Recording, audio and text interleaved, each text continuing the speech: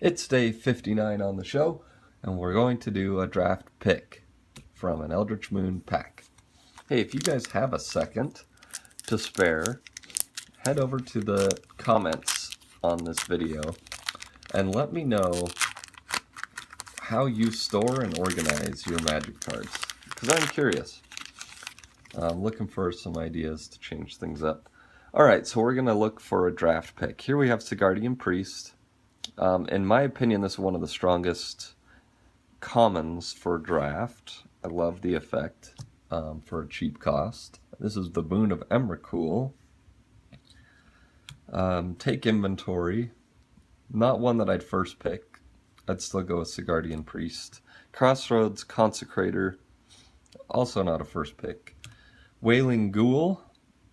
Not bad, but you kind of want to make sure you're in that zone before you take it. Fogwalker. I love this card. I have a ton of these so far. Stensia Innkeeper. I've actually really enjoyed playing with that card. Still probably wouldn't first pick it. Spectral Reserves. Turn Aside. I like that in the sideboard. Thirsting Axe. That's kind of a niche card. Here's our uncommons. Dusk Feaster. I don't think I've gotten this yet. Dusk Feaster costs 2 less to cast. There are 4 more types in your graveyard, and it has flying. So you could get this for 5 mana, and that would be awesome, but you kind of want to make sure you're doing Delirium before you take that, or you're committed to doing it. Chilling Grasp. Now this one I like.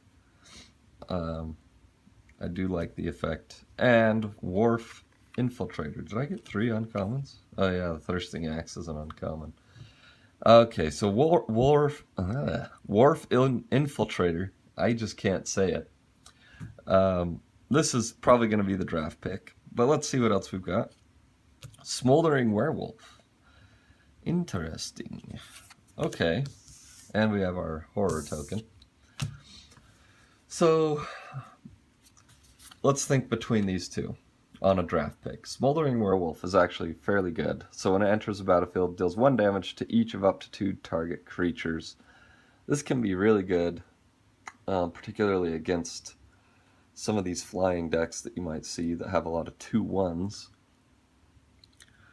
Or just a way to mess up, you know, if they, let's say you block a 2/3 and a 2/3, and then you bring this out and then they lose their 2/3.